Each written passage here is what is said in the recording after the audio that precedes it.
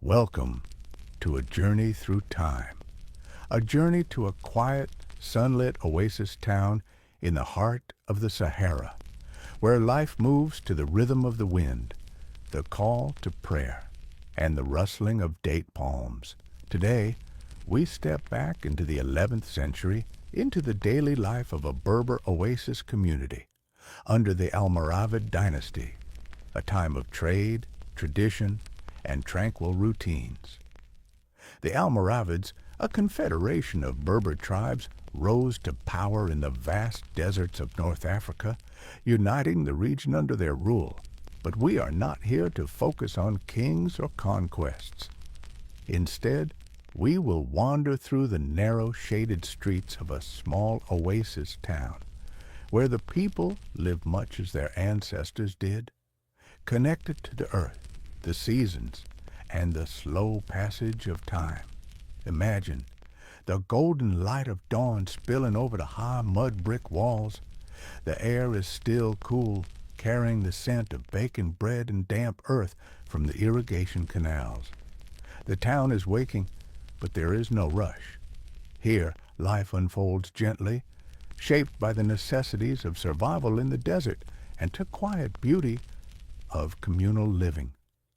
In this first part of our series, we will set the scene, exploring the geography of the oasis, the layout of the town, and the first stirrings of morning. Close your eyes if you wish, and let yourself be carried away to this peaceful, distant world. The oasis is a jewel in the desert, a cluster of life where water rises from hidden springs or is drawn from deep wells. Date palms tower overhead, their fronds whispering in the wind, providing shade for gardens of figs, pomegranates, and barley. The town itself is a maze of earthen buildings, their walls thick to keep out the midday heat. Narrow alleys twist between homes, opening occasionally into small courtyards where children play and women gather to grind grain. At the heart of the town lies the mosque, its simple minaret rising above the rooftops. Nearby, the marketplace, still quiet at this hour, will soon hum with the bartering of traders. But for now, the only sounds are the soft clinking of pottery, the murmur of early risers at the communal well, and the occasional bray of a donkey. As the sun climbs higher, the people begin their day. Men check the irrigation channels, ensuring precious water reaches every garden. Women knead dough for the day's bread, while others weave baskets or spin wool. The rhythm is slow, methodical, each movement perfected over generations. In the next part of our journey, we will step inside one of these earthen homes, exploring its architecture, furnishings, and the quiet domestic routines that fill its rooms. But for now, let us linger here in the soft morning light, listening to the waking oasis.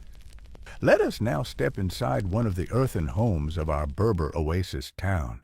The walls, made of sun-baked mud brick, are thick and smooth, keeping the interior cool even as the desert sun climbs higher. The doorway is low, inviting us to bow slightly as we enter, a humble gesture reminding us of the simplicity of this life. The main room is spacious but sparsely furnished. The floor is packed earth, swept smooth and covered in woven reed mats. Against one wall, a low wooden bench is piled with cushions stuffed with wool, a place to sit, to rest, to welcome guests. Nearby, a small clay hearth holds the embers of last night's fire, ready to be stoked for the morning meal. The air carries the faint, comforting sense of wood smoke, dried herbs, and freshly baked bread. To one side, a woven palm fiber screen partitions a sleeping area. The bedding is simple, thick woolen blankets dyed in earthy hues of ochre and indigo, folded neatly beside leather-stuffed pillows. There are no ornate carvings, no gilded decorations. Instead, beauty is found in the craftsmanship of everyday things. The geometric patterns of a woven blanket, the smooth curve of a clay water jug, the sturdy wooden chest holding family belongings. Light filters in through small, high windows, just enough to brighten the room, but not enough to let in the midday heat. In the corner, a ceramic oil lamp rests on a ledge, its wick trimmed for evening use. The walls are bare, but not stark. Over time, the women of the household may have pressed handprints into the soft clay before it dried, a quiet mark of their presence. Now, let us observe the morning routine. A woman kneels by the hearth, blowing gently on the embers before adding dried twigs. Soon, a pot of barley porridge will simmer, sweetened with dates or honey. Her hands move with practiced ease. She has done this countless times before. Nearby, her daughter rolls out dough for flatbread, the rhythmic sound of her palms against the clay board steady and soothing. Pause, crackling fire, the soft thump of kneading dough. Narrator. Outside, the men of the household have already left, some to tend the date palms, others to check the irrigation channels that bring life to the oasis. There is no hurry, no frantic rushing. Each task has its time, its season. Even the children, now playing in the courtyard, know their duties, fetching water, gathering firewood, watching over the younger ones. In the next part of our journey, we will explore the crafts of the oasis, the weaving, pottery, and metalwork that fill the workshops with quiet industry. But for now, let us linger here, in the cool dimness of this earthen home, where the air is sweet with the scent of bread and the peace of a slow, unhurried morning. As the morning sun grows warmer, the artisans of the oasis begin their work.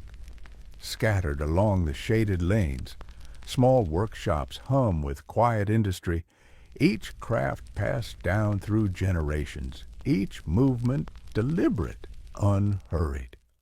Let us pause here, in the dappled light beneath a palm-thatched awning, and watch as hands transform raw materials into objects of utility and beauty. Near the communal well, the potter works at his wheel, a simple wooden disc turned by hand.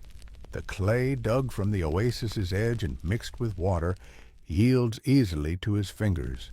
With each rotation, a vessel takes shape. A water jar with a narrow neck to minimize evaporation, a wide-lipped bowl for couscous, a small oil lamp with delicate ridges to hold the wick. Later, these will be left to dry in the shade before being fired in a pit kiln, emerging the color of the earth itself.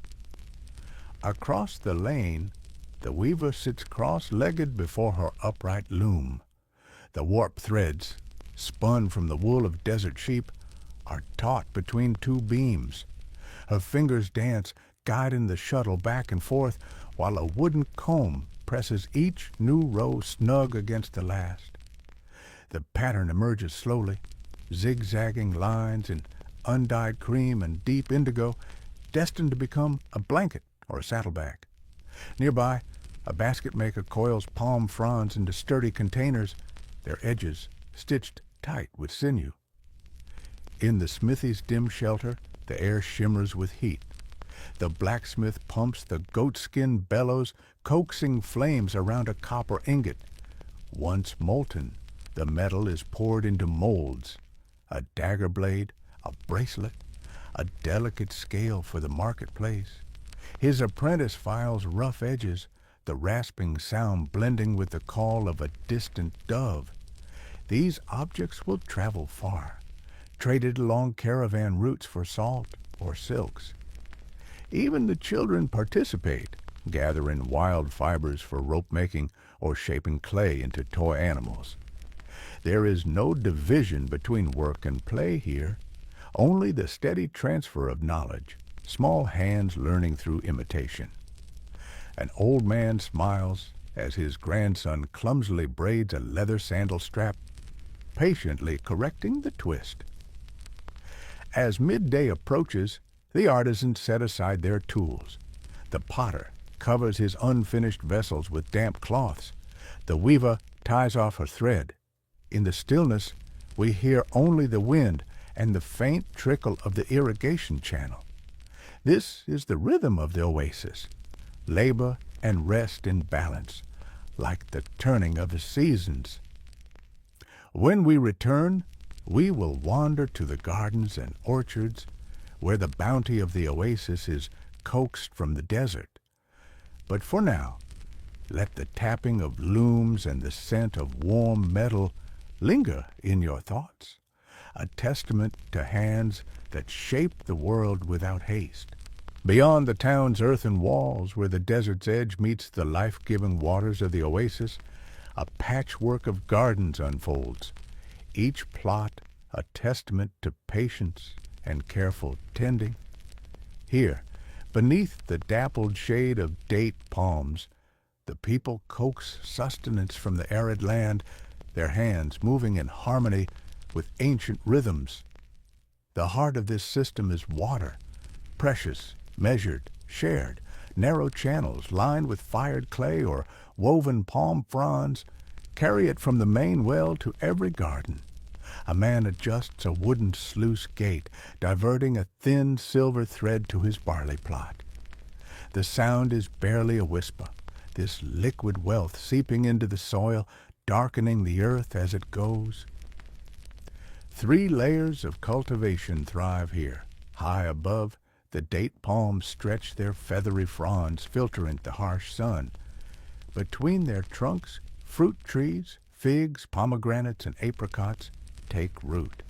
At ground level, vegetables and grains spread their leaves, onions with their papery skins, twisting vines of melons, and the gray-green spikes of barley. Nothing is wasted. Even the palm's fallen leaves are gathered to weave into mats or burned for kindling. An elderly woman moves between the beds, her indigo-dyed robe brushing the plants as she checks for ripening figs. Her fingers know each tree, each vine. She pauses to pinch a basil leaf, releasing its scent, then kneels to loosen the soil around a young onion shoot. Nearby, a girl collects snails from the damp edges of the irrigation ditch. Tonight's stew will be flavored with wild thyme and these tiny, sun-warmed morsels. The barley is nearly ready. Men cut the stalks in bunches, tying them with twisted grass. Later, the grain will be ground between flat millstones, the rhythmic scraping echoing through the courtyards at dusk. For now, the harvesters pause in the shade, passing a clay jug of well water. Their laughter is low, their gestures slow.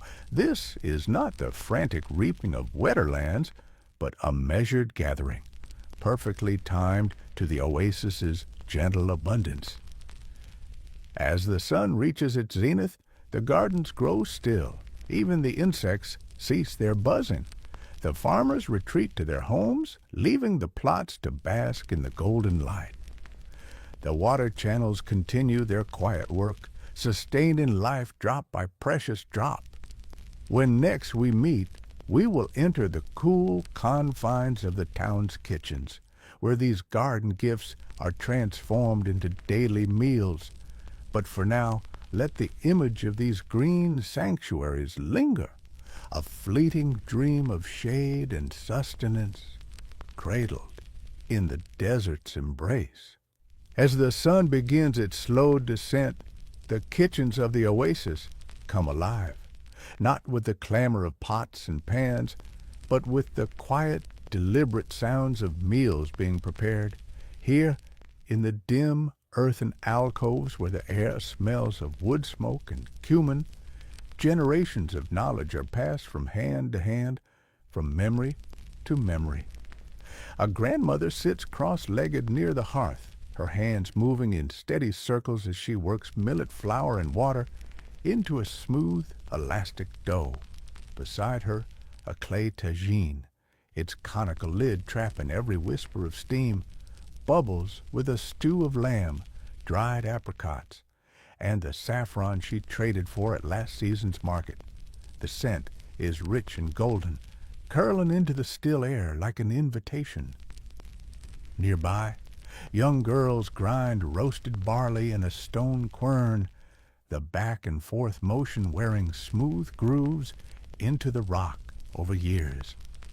The resulting flour will be mixed with water and left to ferment overnight, becoming tomorrow's breakfast porridge. Nothing is hurried.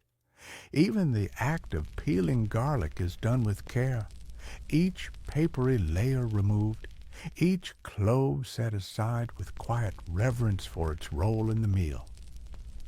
The flavors here are simple but profound.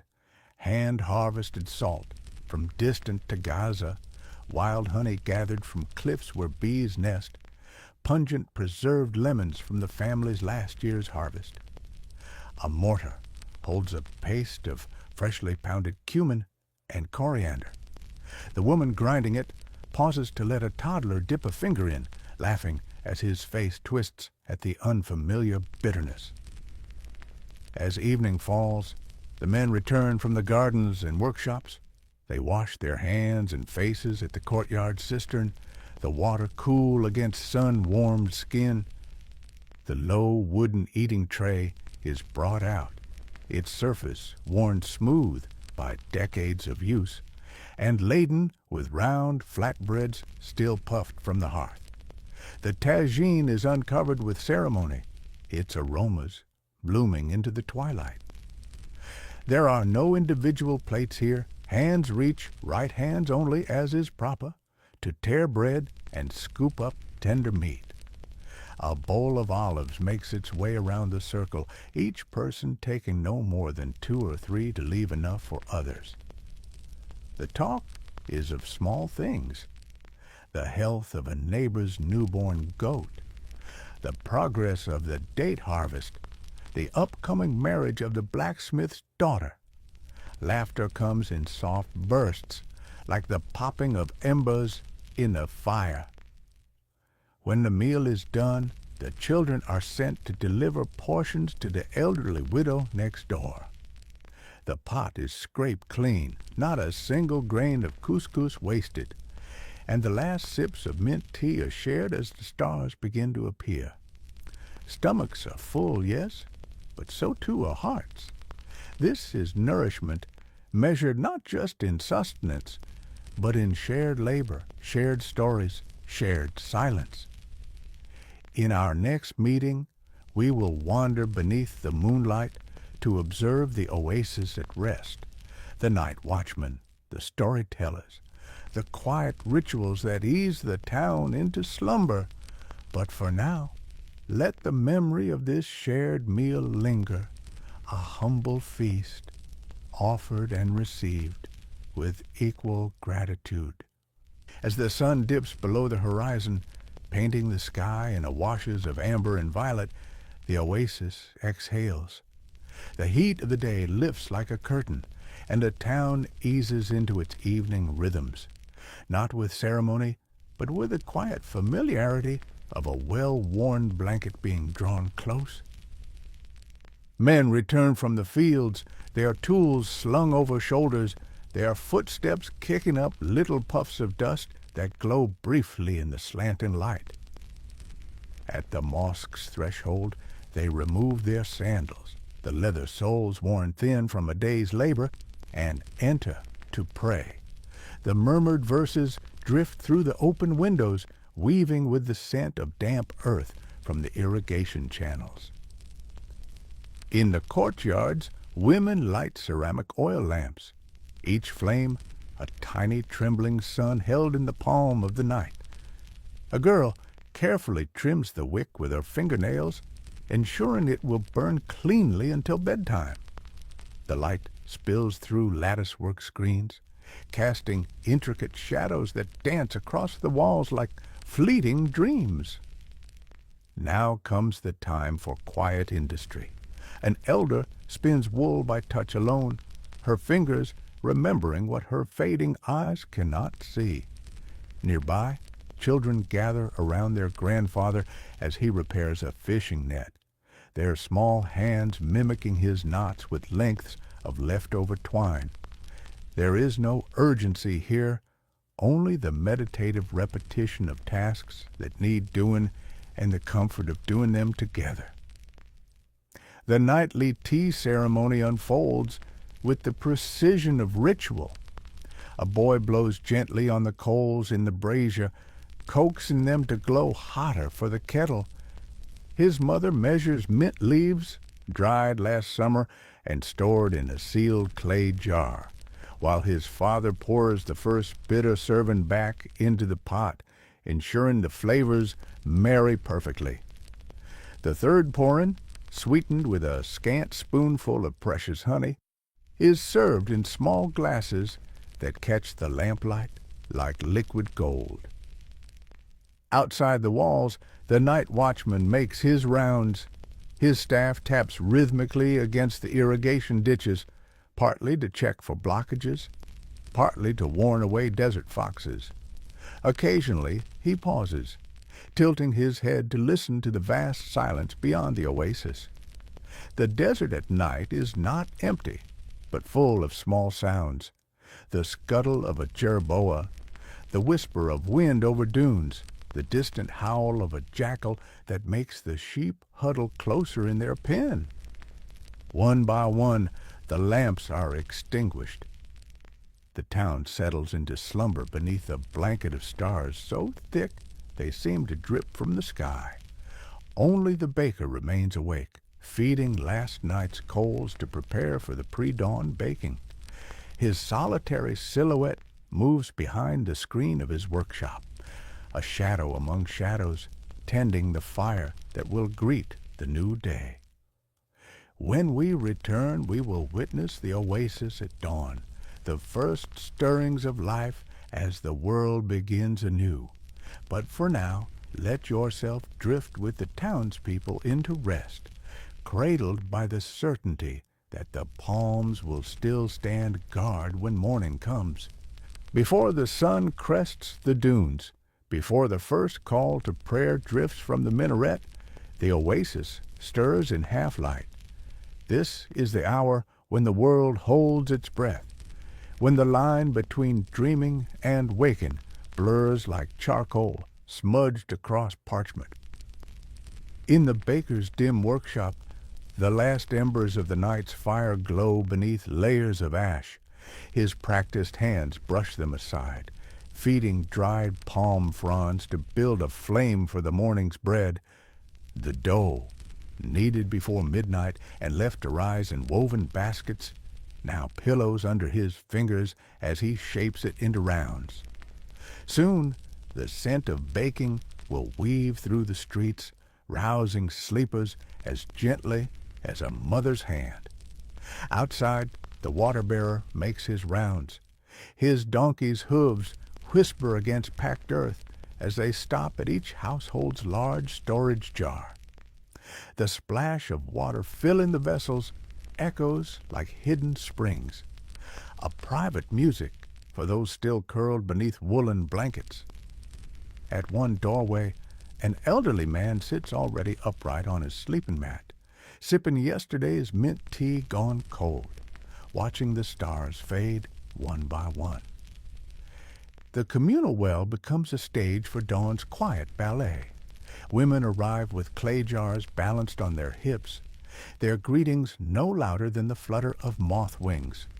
They pause to run damp hands over their faces, a small ablution, a moment of gratitude for the new day. The youngest among them, still heavy-eyed, leans against the cool stone rim while her mother draws water, watching the liquid surface mirror the lightening sky. In the date palm groves, the night watchman gathers his things, a half-eaten fig, a goatskin cloak damp with dew. As he passes the watchfire reduced to ashes, he scatters them with his foot, releasing one last curl of smoke that rises straight up in the windless air. His replacement arrives yawning, rubbing his hands together for warmth despite the desert's promise of later heat. And then, as if some unseen conductor has raised his baton, the oasis truly awakens. The muezzin's voice spirals upward, sweet and clear. Shutters creak open. A shepherd clicks his tongue to gather his flock. Somewhere, a baby fusses and is soothed. The first golden rays touch the highest palm fronds, then spill downward like honey over the walls, the gardens, the still sleepy faces of children reluctant to leave their dreams. When next we meet, we will follow the rhythms of the marketplace as it comes alive with trade and quiet chatter. But for now, let this dawn linger, this perfect fleeting moment when all possibilities remain open and the day stretches ahead like an unfurled scroll waiting to be inscribed. As the morning matures, the heart of the oasis shifts to its marketplace, a modest square where the desert silence yields to the murmur of bartering, the rustle of goods, and the quiet music of daily exchange. Here, under patchwork awnings of woven goat hair, the economy of survival unfolds without hurry, without fuss. A date seller settles onto his mat, arranging dried fruit in precise pyramids, amber-halved deglets beside plump medules still glistening with their own honey. Beside him, a Berber woman from the mountains lays out blocks of beeswax, their scent earthy sweet, while her daughter stacks rounds of goat cheese wrapped in palm leaves. No voices hawk wares here. Quality speaks for itself, and customers come knowing what they seek. Near the well, the pottery merchant examines a newly arrived caravan of glazed tagines, their emerald and saffron hues startling against the earth tones of the oasis. A farmer runs his thumb along a jug's rim, checking for the telltale smoothness that indicates skilled craftsmanship. Their negotiation is a dance of pauses and gestures. 3 dates offered in exchange, a considering head tilt, finally a clasp of hands to seal the bargain. At the marketplace's center, the weighing station keeper presides over his brass scales with solemn patience. A woman places a lump of raw copper in one tray. In the other, he adds and subtracts lead weights until the balance beam hovers perfectly level. The transaction is silent, but for the clink of metal, no distrust mars this ancient ritual of fairness. Nearby, a spice merchant's stall creates a fragrant cloud, cinnamon sticks like rolled parchment, turmeric staining the air gold, peppercorns rattling in their scoops. Children dart between the stalls, not as nuisances, but as necessary participants, fetching water for thirsty traders, holding donkeys' reins during loading, earning a dried apricot or two for their help. An old storyteller gathers them briefly, his voice barely above a whisper, as he recounts tales of desert jinn who reward patience and punish greed. Lessons disguised as entertainment for ears too young to recognize instruction. As midday approaches, the market's energy wanes. Awnings are folded, unsold goods bundled back into saddlebags.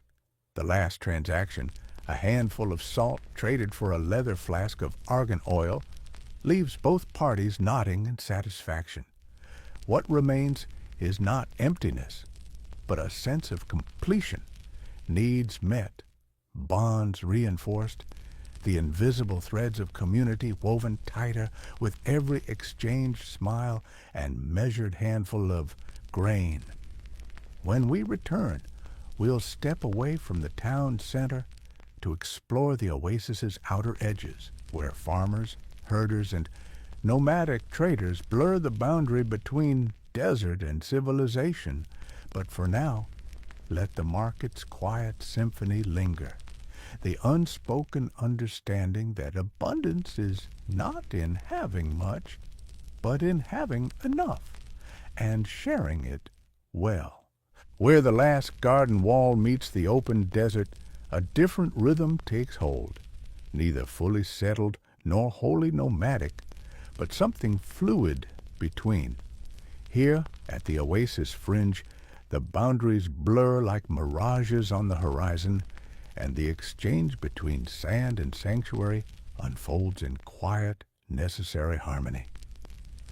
A goat herder props open the thorn-brush gate to his pen, letting his animals amble toward the scrubland. His youngest daughter follows, carrying a waterskin nearly as large as herself, not for the goats who know to return at midday, but for any desert travelers she might encounter. The family's 3 dogs pad alongside her, tongues lolling, their ears twitching at sounds too distant for human notice. To the east, a cluster of camel hair tents appears overnight, nomadic traders pausing to replenish supplies. Their negotiations with the oasis dwellers follow ancient protocols. Salt blocks from Timbuktu are laid beside woven wool rugs. Dates are sampled with solemn nods. Children from both groups eye each other curiously before joining in a game involving pebbles and traced lines in the dust. The interaction is both commerce and ceremony, a reaffirmation of mutual need. At the marginal gardens where the soil grows sandier, the crops change character. Hardy barley replaces tender vegetables. Drought-resistant henna bushes spread their leaves like outstretched hands. An old woman moves through these plots with a different gait, her feet reading the soil's moisture like a blind person reads Braille. She pauses to adjust a buried clay pot that slowly seeps water directly to roots, an ancient irrigation trick that conserves every precious drop. The desert is never silent to those who know its language. A shepherd tilts his head at the cry of a distant falcon, a signal that a sandstorm might be brewing beyond the horizon. He begins guiding his flock toward the stone shelter his grandfather built generations ago, its walls aligned to deflect the worst of the wind. Nearby, a young boy practices this ancestral knowledge, using a stick to trace weather patterns in the dust while his grandmother watches approvingly. As afternoon wanes, the nomadic traders pack their unsold goods, not in disappointment, but with the contentment of those who know another oasis awaits. The goat herder's daughter returns with her waterskin empty and her eyes bright with stories of strangers who gifted her a carved date pit. And on the very edge of the cultivated land, an almond tree stands half in sand, half in tended soil, its roots gripping both worlds, its branches heavy with the promise of next season's harvest. In our final installment, we will circle back through the oasis at twilight, noting how the rhythms we've observed intertwine, how the ordinary becomes extraordinary when seen as a whole. But for now, let us linger here at the threshold, where the wind carries both the scent of baking bread and the tang of open desert, reminders that life exists in the balance between shelter and expanse. And so the day comes full circle, as all days must. The same sun that rose over baking bread and morning prayers now lingers on the horizon, painting the palms in fire and amber. Let us walk these familiar paths one last time, not as observers, but as companions to the rhythms we've come to know. The potter examines his latest firing, a line of ochre jars cooling in the dusk. One bears the faint fingerprint of his daughter pressed into the clay, He runs his thumb over it before carrying the pieces inside. Nearby, the weaver ties off her final knot, her loom's warp thread slackening like tired muscles. The half-finished rug will wait. Patterns can only emerge one row at a time. In the gardens, the water channels whisper their evening song. An old man walks the ditches, lifting and lowering sluice gates with ceremonial care, each motion both practical and reverent. Tomorrow's water must be fairly divided, but tonight's task is simply to listen, to the gurgle of streams finding their appointed paths, to the thirsty earth drinking deep. At the communal oven, children cluster like sparrows, clutching scraps of dough to be baked into small, sweet treats. The baker pretends not to notice there are sneaky handfuls of dates mixed in. This is the oldest theft, the most ancient kindness. When the treats emerge blistered and caramelized, the sharing is silent, the joy wordless. The marketplace, once lively, now lies quilted in shadows. A lone merchant counts the day's earnings, not in coins, but in exchanges. 6 pottery jugs for wool, a sack of grain for metal repairs, stories, traded for stories. His fingers trace the accounts etched into his wooden tally stick. Each groove a memory, a face, a promise upheld. As stars prick through the violet sky, the oasis exhales. Lamps flicker behind lattice screens. A mother hums a lullaby older than the Almoravids, older than Islam, perhaps older than the oasis itself. The tune needs no words. The rocks know it. The palms know it. The slowly turning millstones will remember it long after we forget. And so we leave them here, not frozen, but alive. The baker will rise before dawn. The potter's daughter will press new fingerprints into wet clay. The irrigation channels will keep their patient vigil. This is not an ending, but a pause, one breath in the centuries-long breath of the oasis. Sleep now and dream of clay jars cooling in the dusk, of water finding its way through dry places, of hands doing necessary work with unhurried care. The desert holds its breath with you. Tomorrow, always tomorrow, the sun will rise again over the gardens.